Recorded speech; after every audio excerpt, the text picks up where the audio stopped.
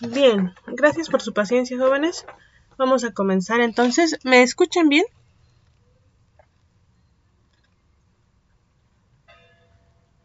Perfecto. Ok, pues bueno.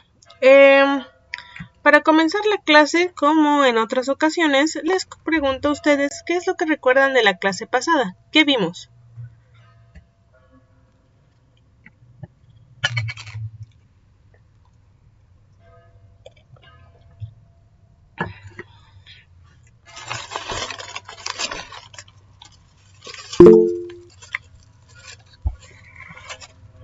Adelante, Carla.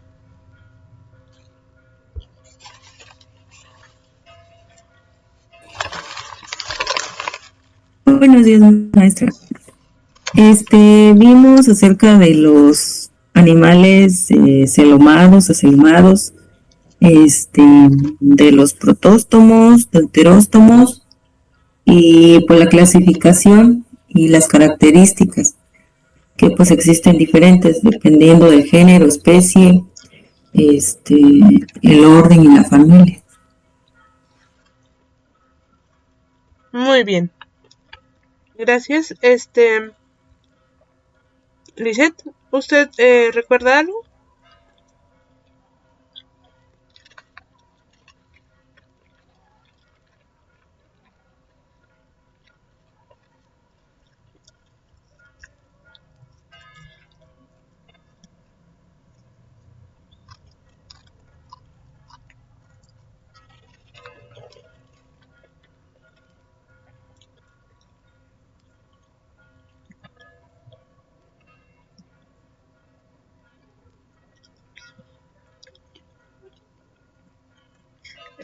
Por favor, si está escribiendo, alce la mano para esperarla.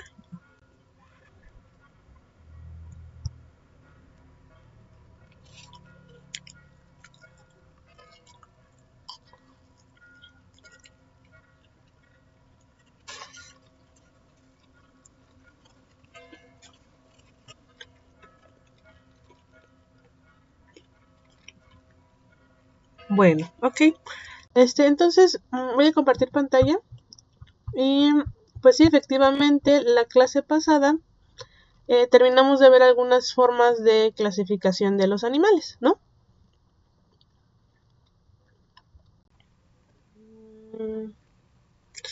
¿Ya pueden ver la pantalla compartida?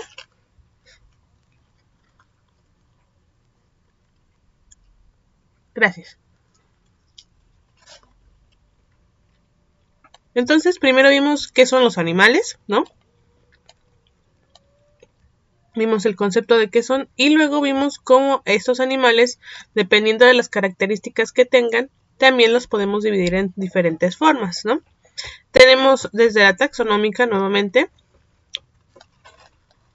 que pues bueno, se basa en varias características morfológicas, fisiológicas y también se sustenta en ciertos estudios de ADN para decir que un organismo es de una especie o no, o de otra. Y también coincide con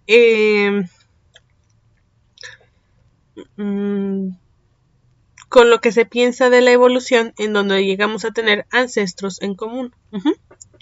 Bien, de ahí pues vimos que hay otra que es entre parasuarios y eumetasuarios, que va a coincidir con las otras clasificaciones, en donde finalmente los parasuarios son aquellos que se llamarían casi animales y los eumetasuarios serían los animales verdaderos. Una de estas características o por las que se diferencian es que si nos damos cuenta en las características de los animales, hablamos de que las células están especializadas y forman tejidos diferentes. En las esponjas no exactamente están tan especializadas.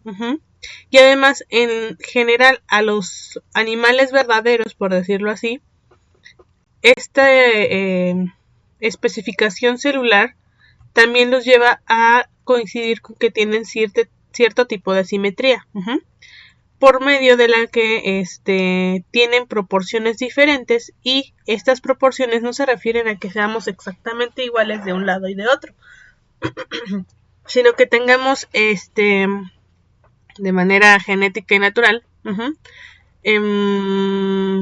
respuesta al ambiente desde diferentes ángulos o desde los mismos ángulos. Es decir, de este lado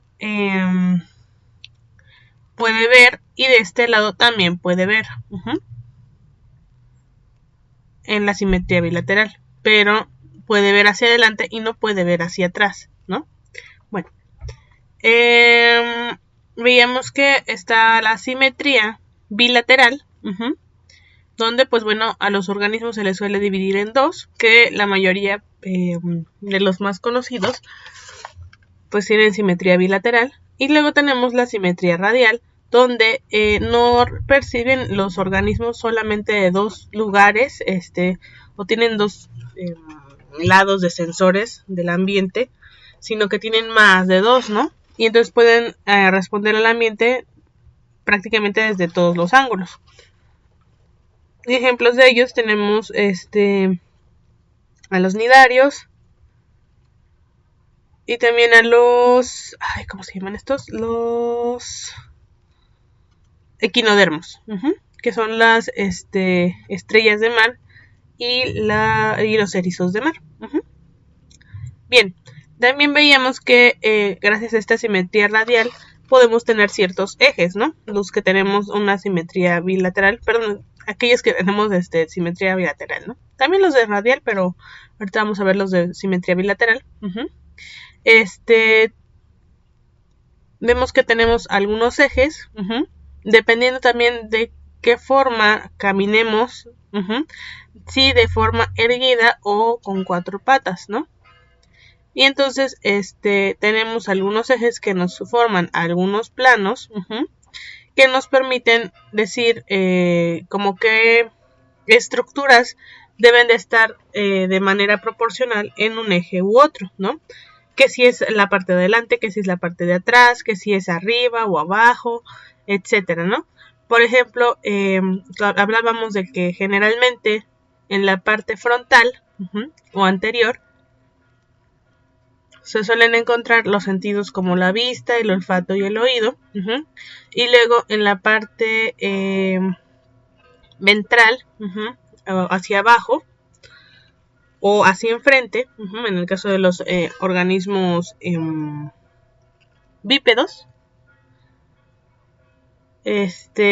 tenemos, por ejemplo, los órganos más sensibles y más vulnerables e importantes del organismo, y coincide con que pues las extremidades que tenemos son capaces, ¿no?, de defender estas partes del organismo. Porque, por ejemplo, si nosotros tuviéramos nuestros órganos delicados, ¿no?, primordiales y delicados, hacia atrás y no hacia adelante, sería muy fácil que nos sobreviviéramos, ya que si nos alcanzara un depredador o alguna otra cosa del ambiente, pues al quedar esta parte expuesta y no ser tan protegida, habría muchos menos de nosotros, ¿no? Luego en la última clase vimos otros tipos de clasificación que provienen del desarrollo embrionario. Recordemos rápidamente, todos los animales en algunos estadios nos parecemos, ya dependiendo de qué tan cercanos o lejanos estamos en cuanto a la evolución. Conforme se va desarrollando también el feto de cada organismo, vamos viendo la diferencia entre uno y otro. Pero bueno, en los animales, cuando hay reproducción sexual de sus células, es decir, que hay recombinación genética, todos tienen el primer estadio de cigoto, luego el segundo de dos células, y luego el tercero de 4 células. En el caso de, y bueno, todos hasta acá, bueno, hasta esta parte, digamos, somos lo mismo, básicamente, ¿no? Pero a partir del tercer estadio, el estadio de 4 células, ya empieza a haber una diferencia entre unos organismos y otros, ¿no? Que es lo que vimos con los blastóporos y protóstomos. Ok. Y vimos también que dependiendo de cómo nos vamos desarrollando y qué especie seamos, pues bueno, fuimos desarrollando diferentes capas, diferentes cavidades en el organismo que daban lugar a diferentes estructuras en nuestro cuerpo. Teníamos primero a los diblásticos y a los triblásticos, donde habla de que tienen 2 o 3 capas vivas, donde el endodermo y el ectodermo coinciden. Ambos los tenemos, solamente que el endodermo, el mesodermo, es el que solamente tienen los organismos que somos triblásticos. La capa externa, recordemos entonces, porque lo vamos a ver aquí ahorita que veamos la parte de los tejidos y tipos de células. La capa externa del ectodermo va a formar la cubierta del cuerpo. Permítanme.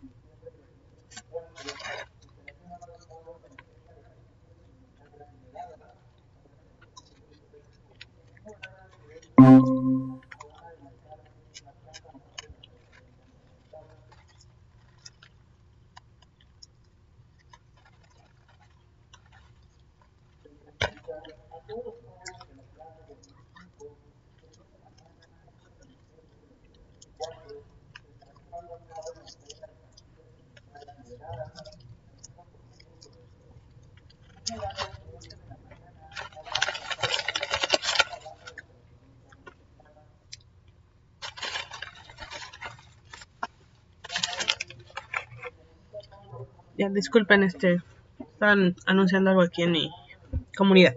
Bien, entonces, la capa externa, el ectodermo, se va a encargar de formar los tejidos que van a ser la capa externa, como la piel, por ejemplo, y el sistema nervioso. Básicamente lo que se va a encargar de proteger al organismo del exterior y lo que va a conectar a su vez al organismo del exterior, y también lo que va a señalarle al organismo o nos va a hacer saber qué es lo que pasa dentro y fuera de por el sistema nervioso. Después tenemos la capa interna, que es el endodermo, que va a recubrir el tubo digestivo y otros órganos del mismo aparato. Recordemos que todos los animales primero ingerimos la comida y luego la digerimos. Entonces, todos tenemos que tener un endodermo.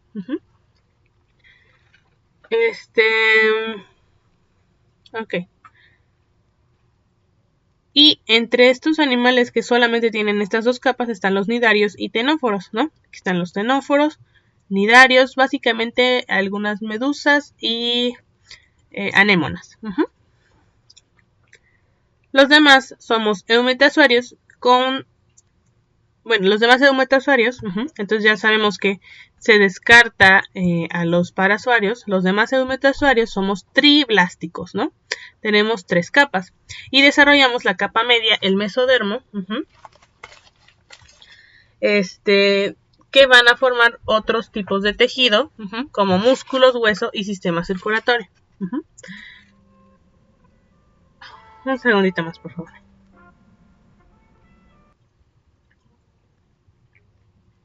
Bien, gracias por su paciencia. Y luego, aquellos organismos que tienen el mesodermo, la capa media, tienen 3 tipos luego de desarrollo.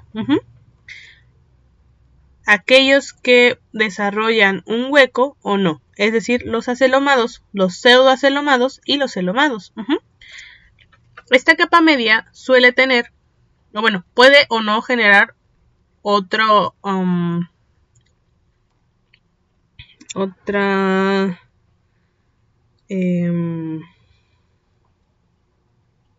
otra cavidad. Y bueno, si no se genera esta cavidad, si en esta capa media no se genera una cavidad y el cuerpo sigue siendo macizo, se le llama acelomado al organismo. Como por ejemplo están los gusanos planos.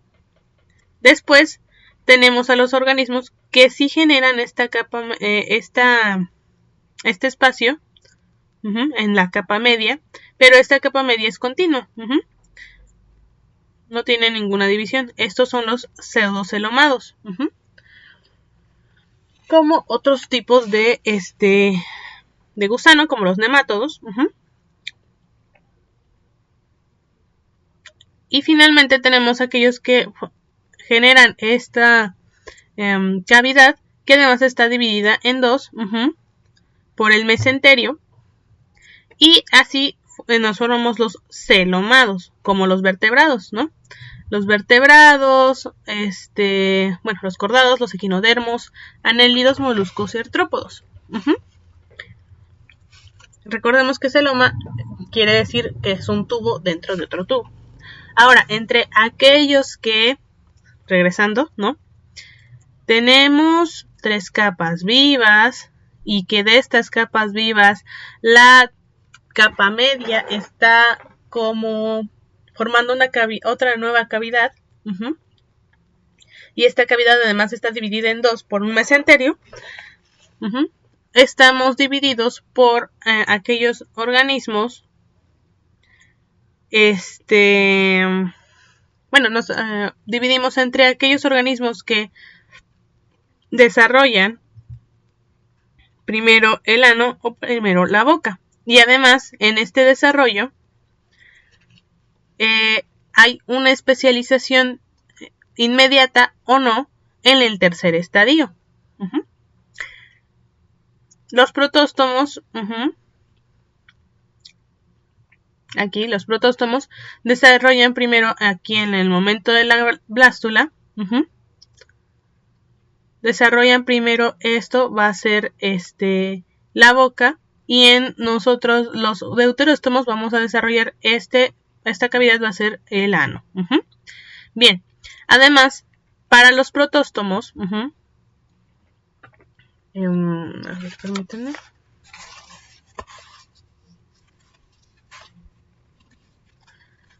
Al momento de pasar del estadio de 4 a 8 células, para los protóstomos, al haber esta división, la división va a quedar donde las células hijas van a quedar entre 2 células madre.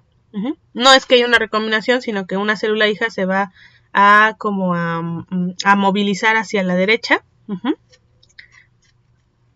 Pero bueno, a final de cuentas van a quedar entre 2 células madre, ¿no?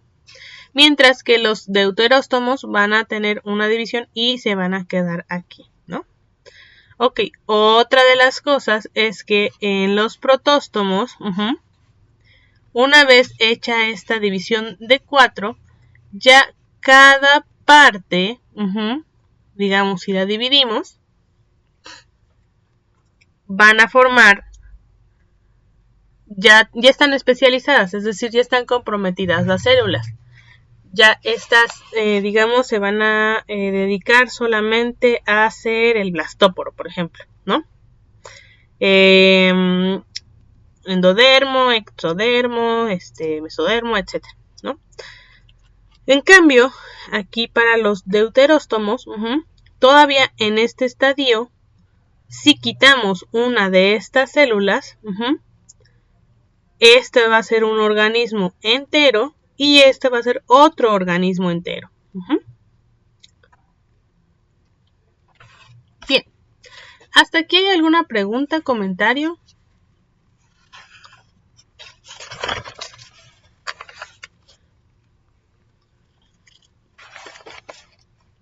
¿Usted, Lizeth?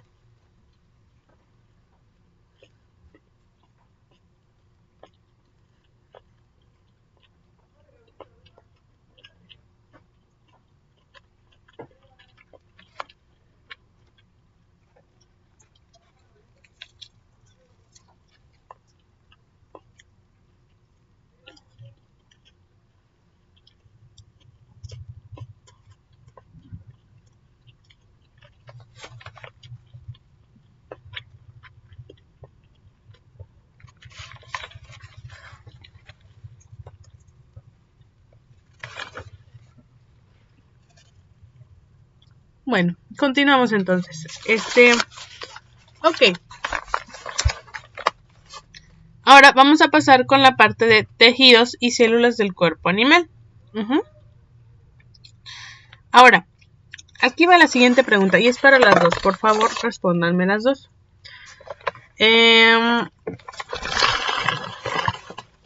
Y va,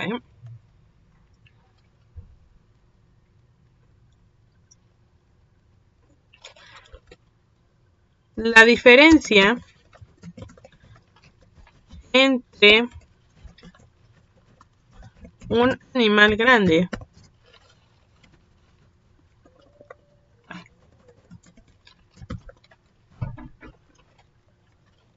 como la ballena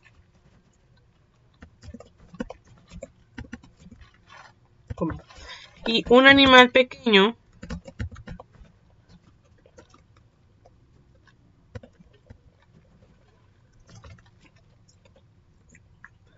como un escarabajo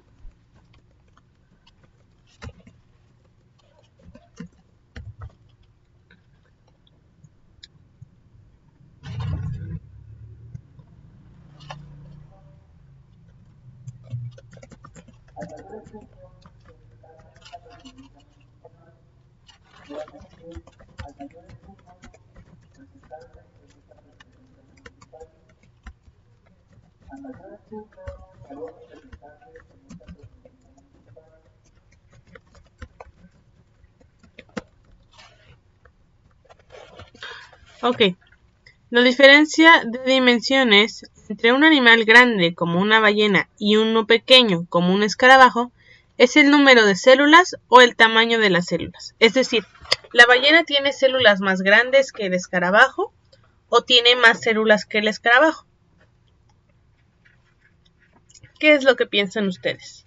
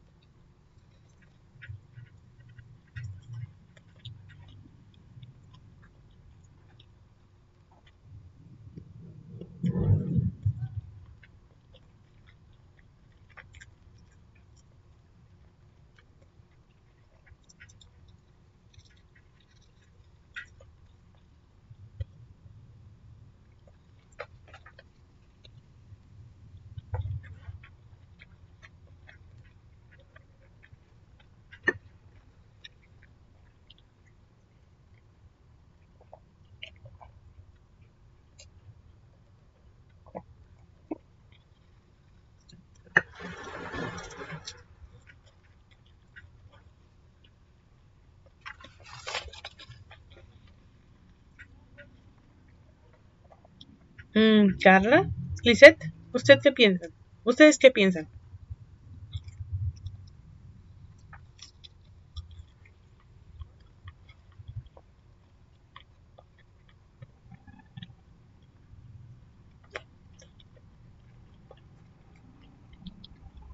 No se preocupen, no hay respuestas erróneas. Bueno, es decir, no se van a quitar puntos ni nada, solamente pues ¿qué es lo que ustedes piensan? No necesitan buscarlo en internet. ¿Qué es lo que ustedes creen?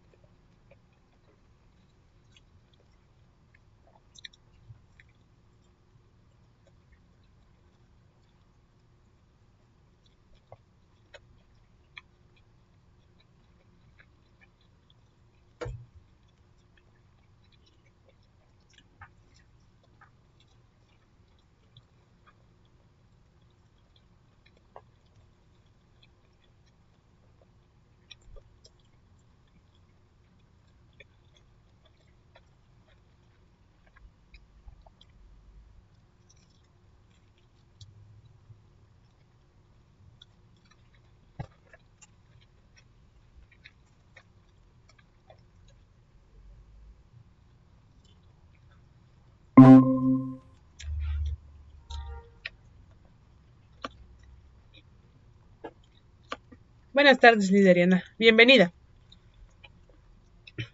¿Me escucha?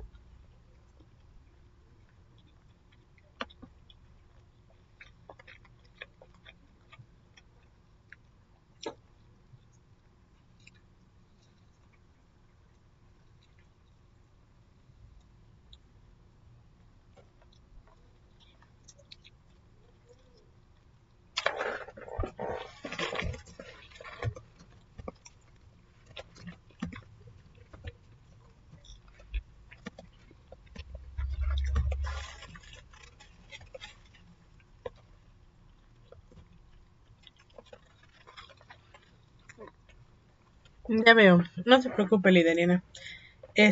Ojalá sí me pueda escuchar un poco, la mayor parte. Jóvenes, ¿me escuchan? Carla, Lisette.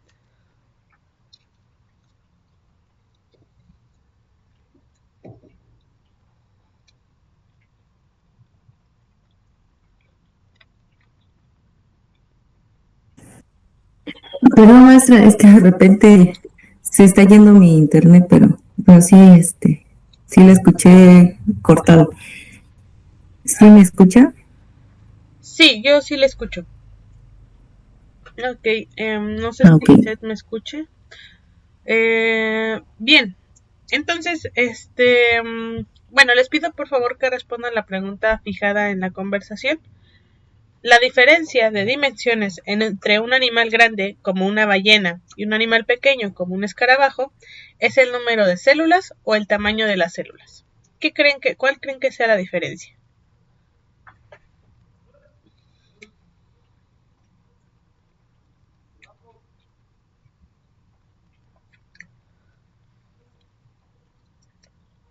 ¿Ustedes creen que una ballena es más grande porque tiene más células o porque tiene células más grandes?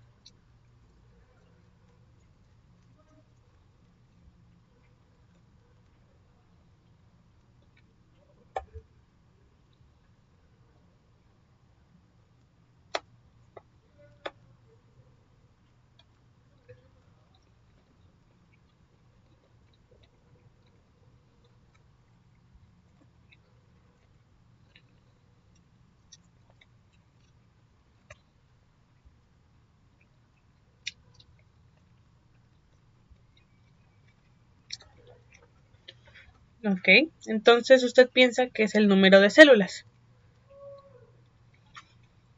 Bien, vamos a ver entonces.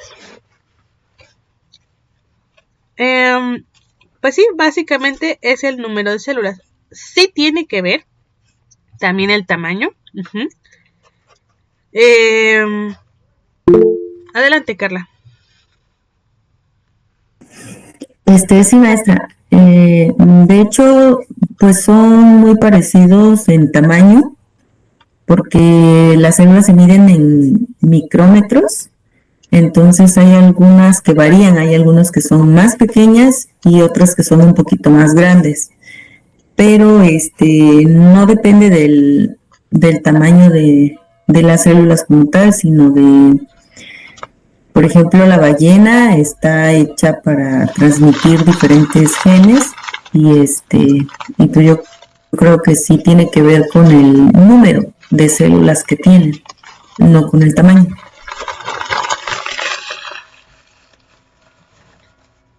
Sí, así es.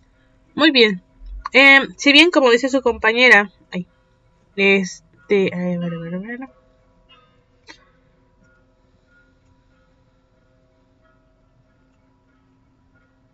Uh-huh. Hay sí diferencias de tamaños entre las células, tanto las animales como los no animales, como vimos anteriormente, que si las bacterias son más pequeñas que las eucariotas, etcétera. El tamaño de un organismo diferente en otro, sí es más que nada por la cantidad de células. El tamaño de las células no va a depender tanto de organismo a organismo, sino por el tipo de célula. ¿Qué quiere decir esto? Por ejemplo, las neuronas son extremadamente grandes, ¿no? Bueno, son bastante largas, muy pequeñas, bueno, muy finitas por decirlo así, pero son muy largas. A comparación de, no sé, una célula de la piel o una célula muscular. Y también los óvulos suelen ser células bastante grandes, ¿no? Llegando al caso de, por ejemplo, los huevos de las gallinas, donde pues es un óvulo bastante grande, ¿no? Pero de ahí en fuera, pues bueno, son más o menos similares los tamaños de las células, como dice su compañera. Bien, entonces, pues vemos aquí rápidamente una tablita donde nos señalan los diferentes tamaños de los seres vivos y a qué escalas se suelen medir. Por ejemplo, los átomos a nanómetros, lo mismo con los lípidos, proteínas, virus, y ya luego las mitocondrias y las bacterias, así como otras células, pues ya se miden a nivel de micrómetros. Y ya cuando pasamos, y también llegando por la parte de los óvulos, pasando, que es un tipo de pues huevo en algunos organismos. Cuando pasamos a los huevos, como los de rana, avestruz y gallina, ya pasamos a los milímetros e incluso a los centímetros. Si nos damos cuenta, los óvulos que son de una reproducción, digamos, interior, de los vivíparos, pues bueno, son más pequeños que los que vienen de una reproducción de los, como la de los ovíparos, una reproducción externa. Y pues bueno, ya luego tenemos a los organismos, que ya estamos como a expresiones de centímetros o metros, ¿no? Ok. Y luego nuevamente, ¿no? Aquí vemos en micras, que el microplasma pueden ser 0.5 micras, bacterias 2, células eucariotas 2 micras, 20 micras, perdón. Un huevo de gallina lo podemos ver en centímetros. Y la neurona, como les comentaba, son un caso bastante especial, también depende de organismo a organismo. Pero si nos damos cuenta, aquí la parte principal central de la neurona está en micras, mientras que el axón, esta parte larga de la neurona, puede medirse incluso en metros. Porque vamos a verlo un poquito más adelante. Las neuronas, las células nerviosas que tenemos en el organismo son neuronas, todas las células. Entonces nuestros nervios están hechos de neuronas y otros compuestos, otros tipos de tejido, pero nuestros nervios están hechos de neuronas. Ok. Bien, ahora vamos a ver la clasificación de los tipos de tejido en animales. Tenemos las epiteliales, el tejido conectivo, el muscular y el nervioso. Si nos damos cuenta, aquí el nervioso va a estar hecho por el ectodermo, ¿no? El muscular va a estar hecho por el mesodermo. Y los otros tejidos van a variar dependiendo de cuáles sean, ya que aquí en esta clasificación de tejidos se van a basar más que nada en estructura y función. ¿Por qué digo esto? Porque, por ejemplo, entre los tejidos epiteliales, donde su función, como dice aquí, es la separación, protección y secreción, el tejido glandular, bueno, ya no suena tanto de que sea para revestimiento, aunque sí podría ser parte del ectodermo también, ¿no?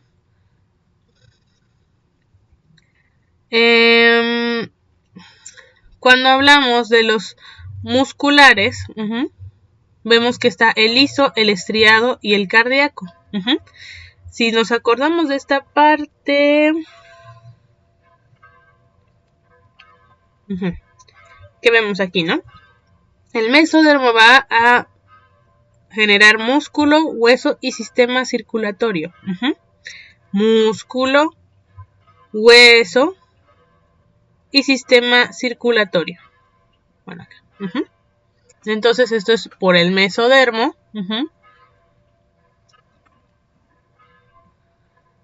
Y también pues va a estar el tejido conjuntivo, cartilaginoso. Y en el revestimiento vamos a encontrar tanto ectodermo como entodermo. ¿Por qué? Porque está el de revestimiento por fuera y el de revestimiento por dentro, por el tubo interior. Entonces, bueno. Ecto, endo. Entonces, en resumidas cuentas, la función de los tejidos epiteliales es la separación, protección y secreción. De los conectivos es unir otros tejidos, como nos dice su nombre. De los musculares es el movimiento por contracción. Y finalmente el nervioso es para información. Información del cerebro al resto del cuerpo y del resto del cuerpo al cerebro. Ok, entonces, los tejidos epiteliales que se encargan de la separación, protección y secreción, las clasificamos entre de revestimiento y glandular. Los conectivos, que son aquellos que van a unir otros tejidos, se van a dividir entre conjuntivo, cartilaginoso, óseo y sangre y linfa. El muscular, que como les comentaba, se va a encargar del movimiento por contracción, va a encargarse, se divide entre liso, estriado y cardíaco. Nótese que tenemos uno especial para el cardio, para el sistema cardíaco. Y luego tenemos el tejido nervioso, que pues nada más que bueno, como les decía, se encarga de la información y no tiene una división. Y aquí podemos ver algunas pequeñas estructuras principales y generales de estos tejidos. Y nos damos cuenta que, si bien podrían parecerse un poco, en especial el epitelial y el conectivo, son bastante diferentes. Tienen estructuras, formas y tamaños diferentes. Por eso es lo que comentábamos ahorita con su compañera Carla, ¿no? Que sí va a haber diferencia entre el tamaño de las células, pero esta diferencia no va a depender tanto de la especie del animal, sino del tipo de tejido. Aquí vemos algunas neuronas. Si nos damos cuenta, aquí tienen un pelito más largo, por decirlo así, que se llama axón. Luego aquí vemos que tenemos el muscular, que tenemos como varias hebritas. Lo que solemos comer de la carne. Si por ejemplo comemos carne de res, nos damos cuenta que está en hebras, ¿no? Cuando comemos tasajo, etcétera, pues vemos que está en hebras. Estas son. Es decir, cada célula pues es una hebra básicamente, ¿no? Luego tenemos a los conectivos, donde sí vemos que se parecen un poquito tal vez en la forma con los epiteliales, pero nos damos cuenta que hay ciertas sustancias, cierto material entre una célula y otra, entre un núcleo y otro. Estos tejidos son realmente importantes porque van a formar una conexión entre los otros tipos de tejidos. Es decir, ¿qué es lo que va a conectar al hueso con el músculo, con el resto del cuerpo? Bueno, pues el tejido conectivo, ¿no?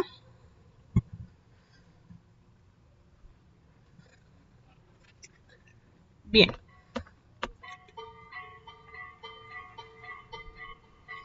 ¿Vamos bien hasta aquí, jóvenes? ¿Preguntas?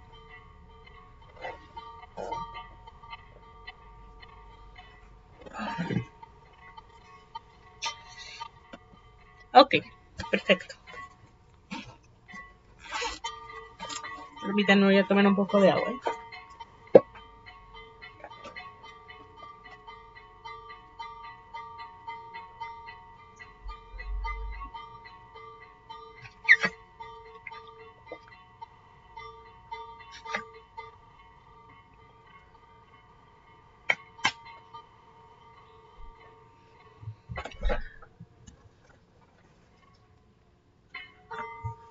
Bien, entonces vamos a pasar primero con los tejidos epiteliales, ¿no?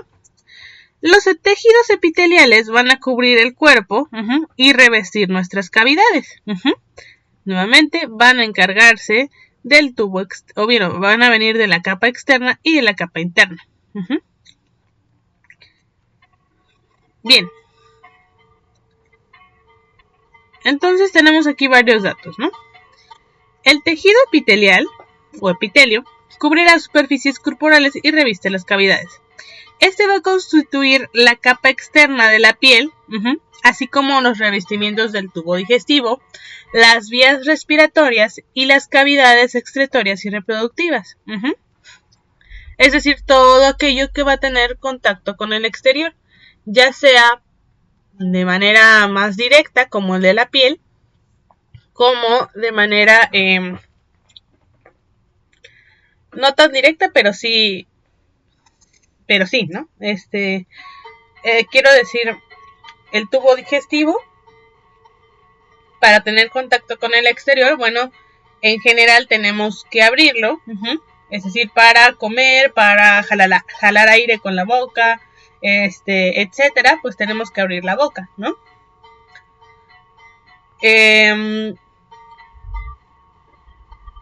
Y también en la parte de las cavidades, las vías respiratorias, lo mismo. Estas sí están abiertas, deben de estar abiertas todo el tiempo para hacer el intercambio gaseoso, sin tener que tener otro tipo de, bueno, para que no haya otro tipo de problemas, sin tener que estar consciente de hacerlo. No sé, déjenme ver quién entró. Buenas tardes, Ana Lisa, bienvenida. Permítanme, nada más los voy a anotar.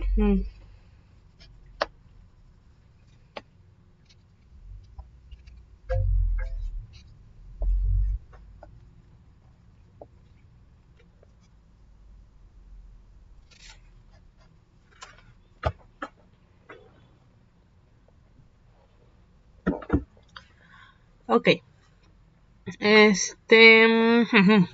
Bueno.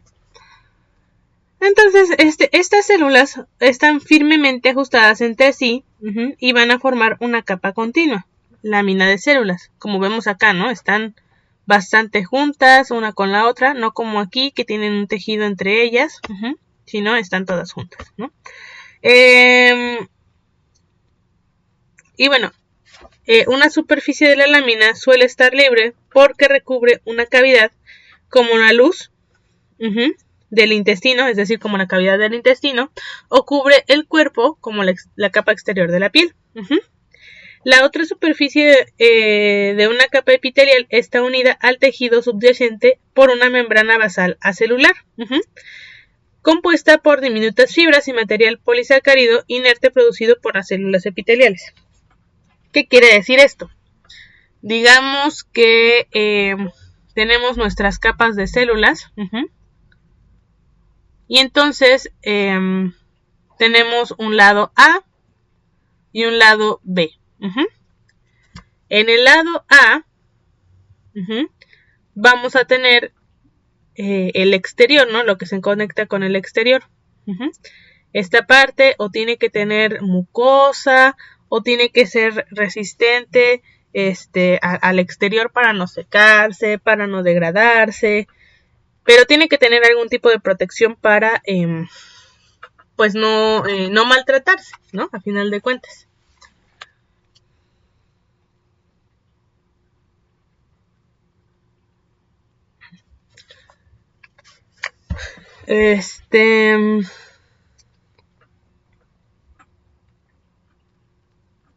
Bien.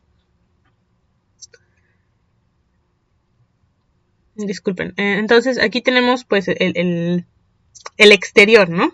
Del cuerpo, por decirlo así, ¿no? Ya sea por medio del aparato y tubo digestivo, respiratorio, o por la piel. Y del otro lado, tenemos todas las células. Aquí vamos a tener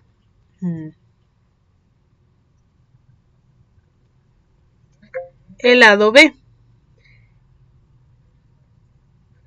El lado B va a tener una lámina basal gelatinosa, básicamente. Y como dice aquí, compuesta de fibras y material polisacárido, como azúcares, inertes producidos por las células epiteliales. Para entonces conectarse con otro tipo de células y el interior del organismo.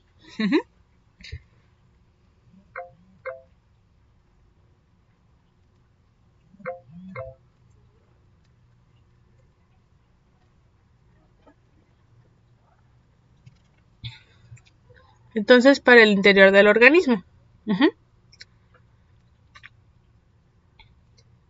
Y bueno, tenemos diferentes tipos de células epiteliales. O bueno, diferentes tipos y más que nada conformaciones de células epiteliales. Como comentaban, como se veía que ahorita hace rato, estas células epiteliales se ven como en conjunto, y muchas veces vamos a encontrar unas apiladas sobre otras. Entonces, las podemos encontrar como simples, tejido simple, donde es una sola capa, y estratificada, donde es más de una sola capa.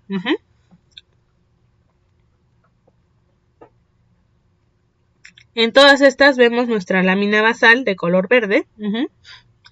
Y bueno, tenemos algunas diferencias. En el simple, por ejemplo, tenemos el epitelio simple escamoso y el epitelio simple cúbico, que está pues cerrado en sí mismo, ¿no? Luego tenemos el epicelio simple prismático, donde las células son un poco más altas que, por ejemplo, el escamoso, el epitelio simple escamoso. Y tenemos después el pseudoestratificado. Si nos damos cuenta que este estratificado tiene más de una capa. Entonces, el pseudoestratificado tiene esta característica en donde hay algunas que tocan la lámina basal y terminan en el exterior, y otras que no lo hacen, que solamente tocan la lámina basal porque falta que se desarrollen. Entonces, básicamente la diferencia entre un epitelio simple y uno estratificado es si la célula que está tocando la parte basal, la lámina basal, es la misma o no que va a tocar la otra parte el otro lado del tejido, el exterior del tejido. Entonces, si es la misma, es simple. Si no es la misma, es estratificado. Si a veces es la misma y a veces no es la misma, es pseudoestratificado. Y luego tenemos entre los estratificados, el estratificado plano. Nos damos cuenta aquí cómo se ve. El epitelio estratificado plano queratinizado, con queratina por arriba. El estratificado prismático, donde pues nuevamente no son un poquito más largas, como en prisma las células. Estratificado cúbico, que bueno, las células se ven un poco más pues cúbicas, por decirlo así. Y el epitelio de transición, donde obviamente vemos que no toca la misma célula, no es la misma célula la que toca la lámina basal como el resto como el exterior del tejido, pero tampoco está como tan ordenado, ¿no? Bien. Bueno, el tejido epitelial cubre, Entonces, tenemos aquí varias funciones de el tejido epitelial. Separación, protección y secreción. Y aquí nos va a decir un poquito más de específicamente qué hace, ¿no? Nos va a proteger, va a secretar y al separar nos va a dar la capacidad de la sensación, porque tenemos que estar conectados con el resto del medio, como el de la absorción, porque al mismo tiempo de estar conectados con el exterior, necesitamos absorber, hacer un intercambio de gases y líquidos con el exterior. Entonces, tenemos varias capas epiteliales, ¿no? Por ejemplo, la de la piel, que es la epidermis, va a cubrir todo nuestro cuerpo por fuera y lo protege de las lesiones mecánicas, agentes químicos, bacterias y pérdida de líquidos, ¿no? Sabemos bien que nuestra piel es semiimpermeable, sí absorbe cosas, ¿no? Si nos ponemos una crema, nos ponemos agua, pues se va a absorber, ¿no? En algún momento. Se va a absorber esa humedad y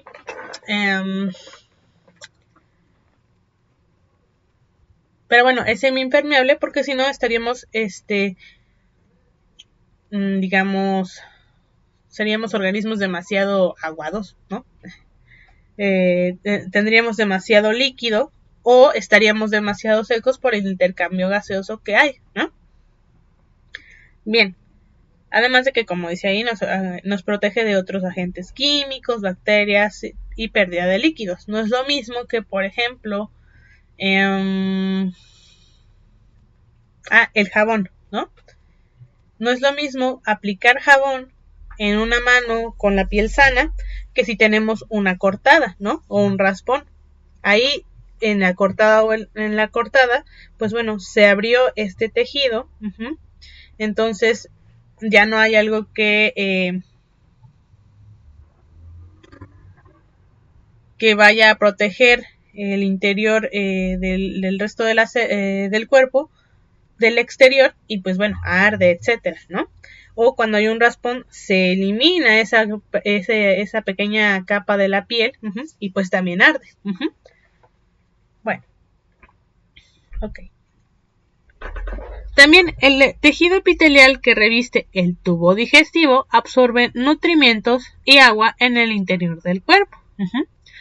Obviamente, pues como dice aquí, absorción, ¿no? ¿Por dónde va o cuál va a ser la primera fase en la que va a pasar del exterior a realmente el interior del cuerpo? Pues bueno, por el tubo digestivo que pues tiene epitelio, ¿no? Algunas células epiteliales están organizadas en glándulas que van a secretar productos celulares como las hormonas, enzimas o el sudor, ¿no? Creo que todos hemos escuchado en la escuela alguna vez, ¿no? Las glándulas sudoríparas, por ejemplo, ¿no? Luego también tenemos pero también nos habla de hormonas y enzimas, ¿no? También hablamos de, por ejemplo, la hipófisis, la tiroides, entre otras glándulas que van a secretar en algún momento en el que le señale el cuerpo hormonas o enzimas que pues bueno van a actuar para llevar a cabo funciones necesarias en nuestro organismo. Bien, otras células epiteliales se especializan como receptores sensoriales que reciben información del ambiente. Las células epiteliales de papilas gustativas y nariz se van a especializar como receptores químicos. Todo lo que entra y sale del cuerpo debe cruzar por lo menos una capa de epitelio. El alimento es introducido a la boca, como les comentaba, y deglutido. Y cuando es esto así, en realidad no está dentro del cuerpo, ¿no?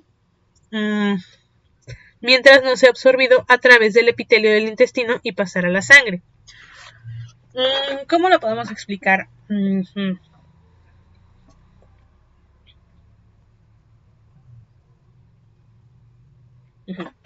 Imaginemos que tenemos una esponja, ¿no?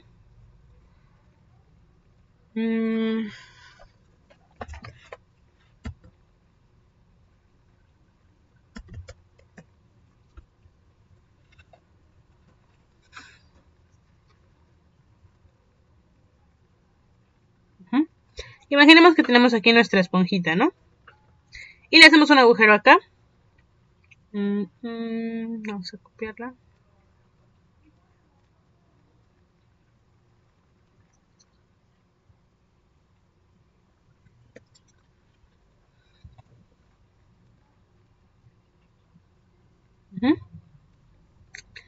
Y entonces le vamos a hacer un agujerito aquí.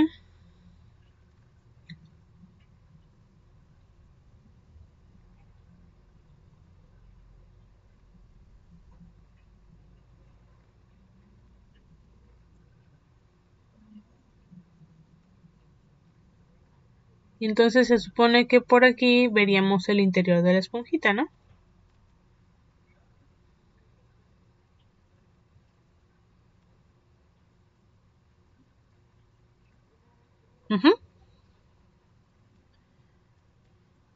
Entonces, si nosotros agarramos un objeto, no sé, una canica, y la aventamos por acá, en ningún momento, como no entró por aquí, sino solamente pasó por acá, pues entró dentro de la esponja, o sea, jamás estuvo en el interior como tal de la esponja. En cambio, si ponemos aceite, si vertimos un poco de aceite y este aceite tiene contacto con esta parte y se introduce, pues la esponja se empapa de aceite. Entonces ya al momento de empaparse, de absorber el aceite por este medio, entonces ya estaría el aceite dentro de la esponja, de esta parte de la esponja. Lo mismo sería con nosotros. A pesar de que introducimos aquí el alimento, hasta que lo absorbemos mediante el epitelio, entonces ya está dentro del organismo. Antes no está realmente dentro del organismo.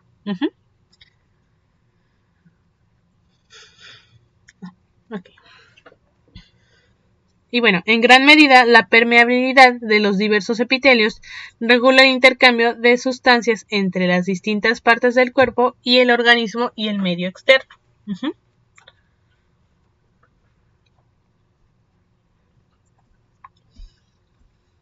Entonces, bueno, aquí tenemos nuestros diferentes tipos de tejido.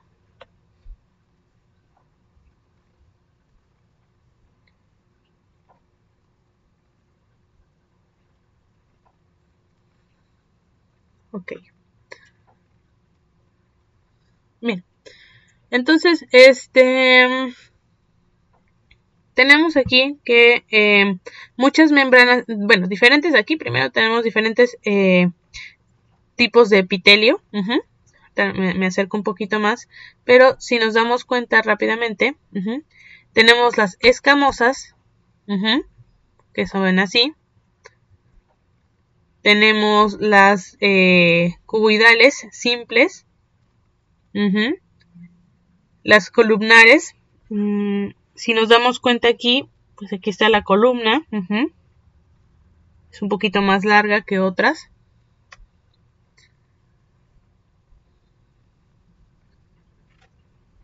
Aquí tenemos el columnar pseudoestratificado, que es un poquito difícil de distinguir bien, pero si nos damos cuenta, aquí llega hasta acá, aquí hasta acá, luego esta célula llega hasta aquí. Digamos, aquí está su membrana basal, y entonces hay algunos que tocan directamente la membrana basal y sí llegan hasta el exterior y otras que no.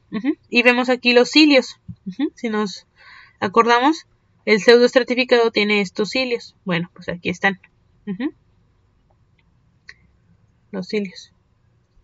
Y luego tenemos el escamoso estratificado, donde pues bueno, vemos aquí nuestra membrana basal, y vemos cómo salen aquí las nuevas y van empujando a las viejitas, a las más antiguas, y estas pues se van, conforme pasa el tiempo se van desarrollando, y se van haciendo pues a veces un poco más planas y llegan hasta la parte externa. Bueno, como aquí. Ok. Entonces, muchas membranas epiteliales, como la piel, están sujetas a continuo desgaste y desgarro. Como sabemos, pues bueno, continuamente, aparte de los incidentes o de los accidentes que llegamos a tener donde pues nos duele porque nos cortamos o nos raspamos, constantemente nuestras escamas de la piel se van cayendo. Todo el tiempo estamos mudando pequeñas escamas de piel. ¿Por qué? Porque, bueno, estas están expuestas, como lo dice ahí, al desgaste, a la humedad, a la resequedad, al calor, al frío, al roce del viento, del agua, etcétera, ¿no? De otros organismos del exterior. Y entonces, pues se desgastan, se desgarran, se caen, y para que podamos seguir, teniendo la función de estas células epiteliales, pues bueno, estas se van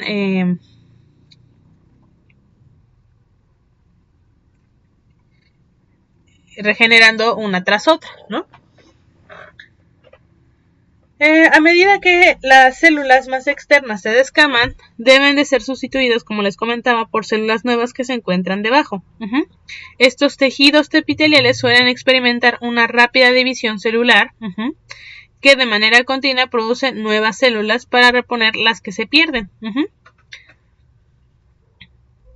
Por su forma, es posible reconocer 3 tipos de células epiteliales. La mayor parte de las vías respiratorias está cubierta de epitelio cilíndrico ciliado.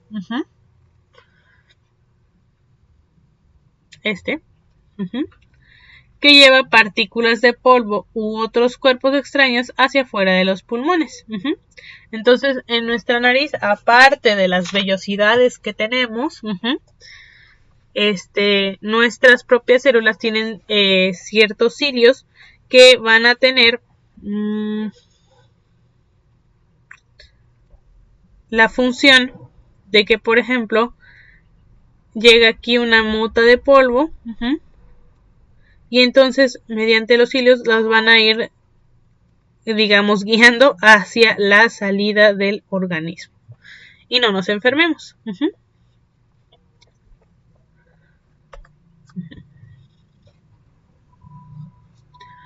Entonces vemos aquí rápidamente el epitelio escamoso estratificado.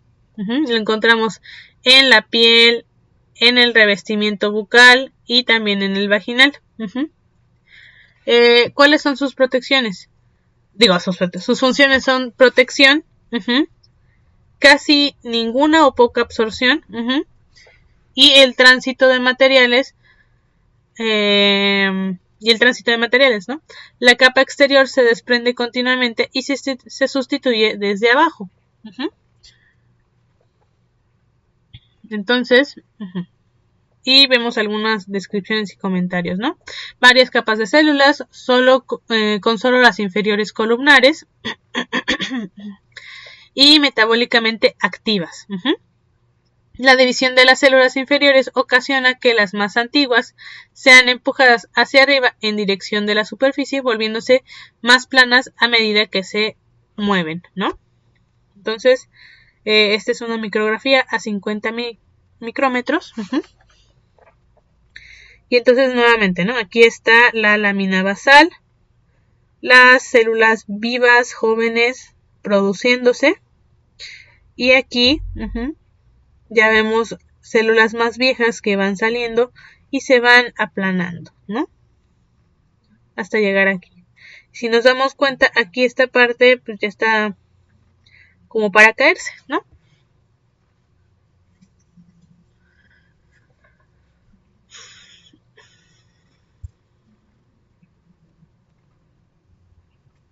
Y luego veíamos la de los cilios, ¿verdad? Perdón. Y aquí tenemos un epitelio columnar pseudoestratificado. Y se ubican en algunas vías respiratorias y conductos de muchas glándulas. Sus funciones son secreción, protección y mover la capa de moco. Y bueno, están ciliados, secretan moco. O tienen microvellosidades. Se comparan en muchas formas con el epitelio columnar, que debería ser un poquito más larguito. Pero no todas las células son de la misma altura, por eso es la diferencia, ¿no? Aunque todas las células están en contacto con la misma membrana basal, el tejido parece estratificado porque no todas van a llegar a la parte exterior, ¿no?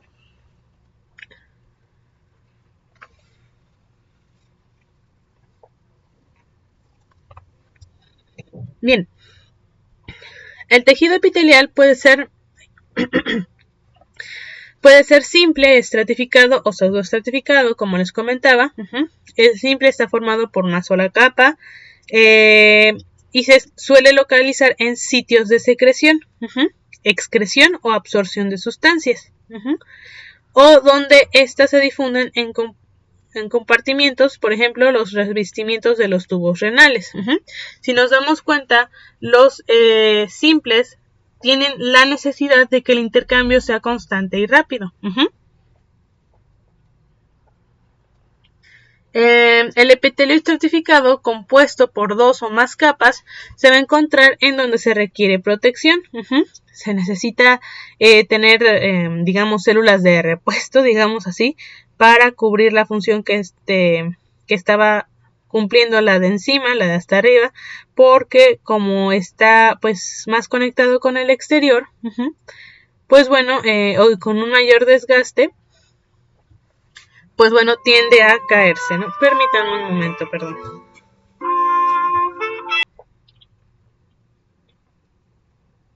Ay, ya, disculpen, jóvenes, es que con esto de tener cargo y fin de año se complican un poco las cosas, pero bueno. Entonces, el epitelio estratificado suele estar en lugares que pues requieren protección. Y pues bueno, van a estar sujetos a continuo desgaste, ¿no? Entonces se necesita que tengamos células cumpliendo la función, que no se vea tan expuesto nuestro organismo, o bueno, el organismo, por lo que tienen que haber varias capas, ¿no? De repuesto, por decirlo así. Como decía, la capa externa de la piel, la boca del ser humano y otros vertebrados, ¿no?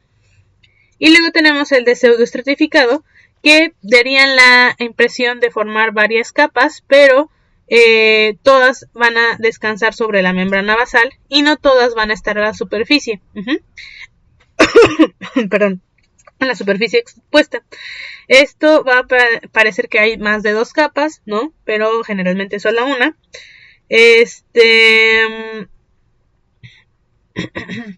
Y parte de las vías respiratorias están cubiertas también por este epitelio pseudoestratificado provisto de cilios.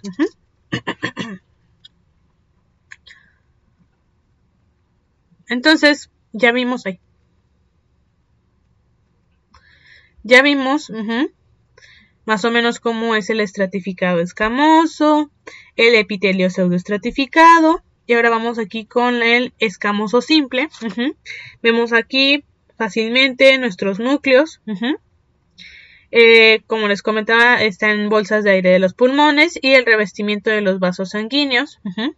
Aquí debe de haber un intercambio constante de sustancias y debe de ser fácil, por lo tanto, por eso es simple. Y pues no requiere casi ningún tipo de protección. Y la difusión, es decir, el intercambio, es la principal forma de transporte. También que pues bueno, sabemos, ¿no? Que mediante la sangre se transporta el oxígeno, otros nutrientes, hormonas, etcétera. Entonces tenemos desde el que produce este tipo de células, ¿no? el órgano y después pasa a la sangre y la sangre la transporta a los lugares necesarios, ¿no? Entonces, pues la difusión aquí es la principal forma de transporte. Y bueno, las células son planas y están dispuestas en una capa simple, ¿no? Ok. Luego tenemos las cuboidales. Y bueno, estas se encuentran en los túbulos renales y los conductos de las glándulas. Digamos, tenemos la glándula y por aquí va a salir hacia el resto del organismo, pues lo que tenga que, la hormona o la secreción que tenga que salir. Como dice aquí, la función es secreción-absorción. Y bueno, es una capa simple de células. Y la micrografía muestra la sección transversal, como si lo hubiéramos cortado, a través de los túbulos. Y del lado de cada célula hay un cilindro corto. Perdón, se ve como un pequeño cilindro corto. Y algunas también tienen microvellosidades para absorción, no todas, ¿no? Y finalmente tenemos el epitelio columnar simple. Vemos aquí que está columnar, que parecen columnitas. Y bueno, estas revisten gran parte del tracto digestivo y parte superior del tracto respiratorio. Si nos damos cuenta, aquí las células son un poquito más grandes, más largas. Es decir, tendré que pues pasar un poco más a través de ellas para llegar al interior del organismo.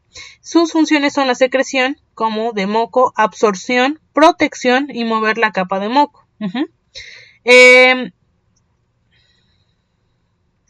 Y bueno, es una capa simple de células columnares. Y algunas veces con vesículas secretoras encerradas en células calciformes. Y tiene un complejo de Golgi altamente desarrollado y a menudo ciliado.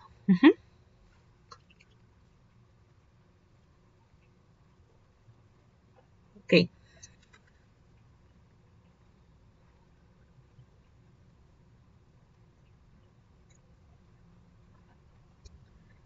Bien, vamos bien hasta aquí, jóvenes. ¿Alguna pregunta, comentario?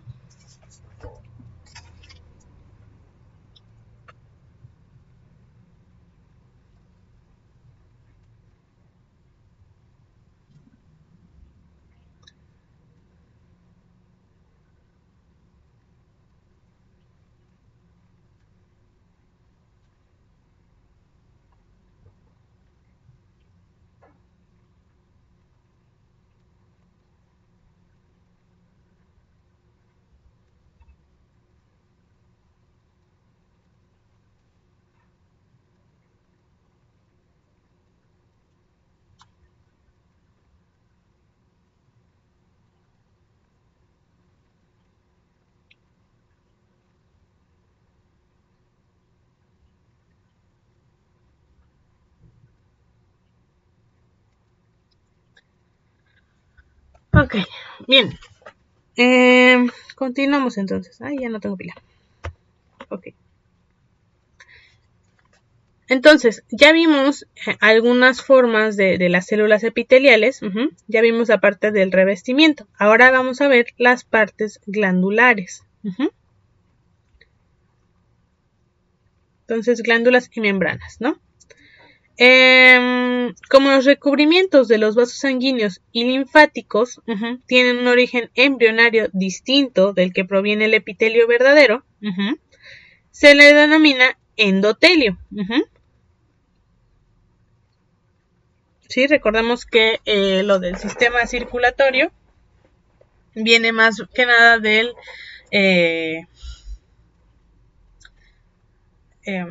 ¿cómo se llama? Del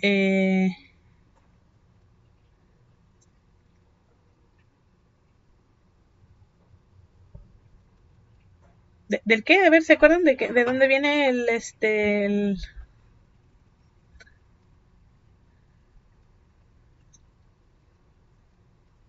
de qué capa embrionaria viene el sistema circulatorio? ¿Quién se acuerda?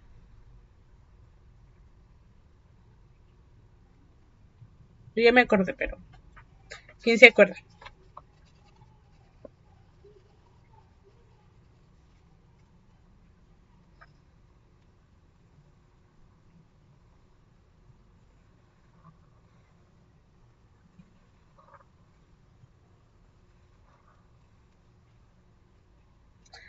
Bueno, del mesodermo. Como viene del mesodermo, se le va a denominar bueno, endotelio, ¿no? Pero sus estructuras, por sus estructuras, las células de estos recubrimientos tienen el aspecto de células epiteliales típicas. Bien, entonces, como les decía, a pesar de que tienen orígenes diferentes, pues bueno,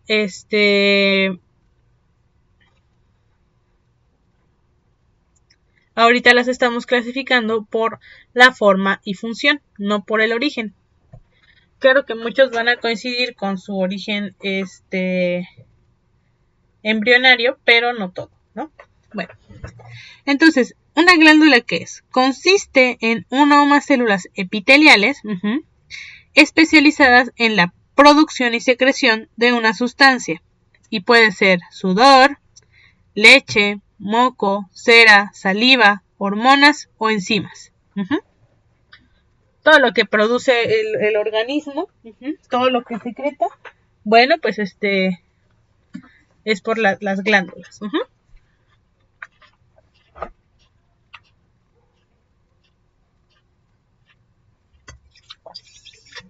Bien, y bueno, el tejido epitelial, que reviste las cavidades y vías del cuerpo, típicamente contiene células secretoras de moco que se especializan en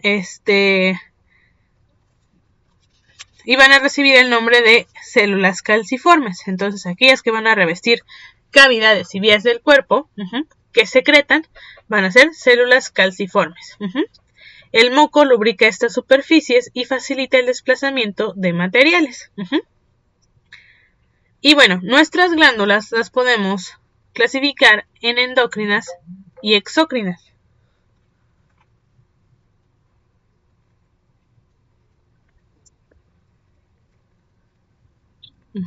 Entonces tenemos las exócrinas como las células calciformes y las sudoríparas que secretan productos en una superficie epitelial libre, típicamente a través de un conducto o tubo. Entonces, bueno, y las endócrinas van a carecer de conductos, van a liberar sus productos llamados hormonas en el líquido intersticial, en el líquido o en la sangre, y de aquí las hormonas son traspasadas a la sangre en la sangre por el sistema circulatorio. Entonces, básicamente, nuestras glándulas exócrinas van a secretar hacia el exterior mientras del cuerpo, mientras que las endócrinas van a seguir excretando, o van a secretar, pero todavía al interior del cuerpo. Es decir, las exócrinas van a tener una excreción hacia el exterior y aquí van a producir algo, mientras que las endocrinas van a encontrarse aquí y van a secretar al interior del organismo, y mediante el sistema circulatorio estas hormonas o estas excreciones van a pasar por el interior del organismo. Bien. Y bueno, aquí lo podemos ver bastante claro. Tenemos a nuestra glándula. En verde vemos como lo que esté produciendo hormonas generalmente o enzimas. Y vemos que pues aquí está el torrente sanguíneo, ¿no? Aquí en rojo. Entonces, la glándula va a secretar y aquí en el torrente sanguíneo van a pasar las hormonas para esparcirse a donde necesitan hacerlo, ¿no? O ser recibidas en donde se necesite.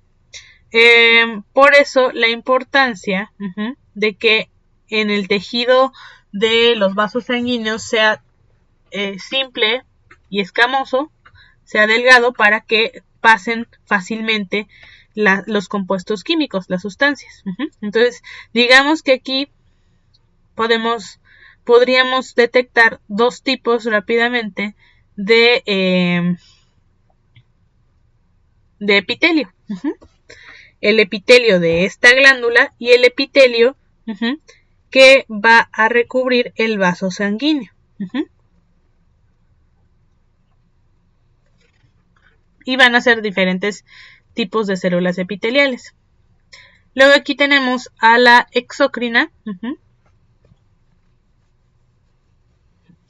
donde pues bueno, vemos al organismo, vamos a nuestro organismo y vemos cómo se secretan, pero el conducto va al exterior del cuerpo y bueno, pues sale, ¿no? Ya sea, como dicen, leche o sudor, saliva, cerumen, van al exterior, ¿no? Al resto a lo que tiene contacto con el exterior.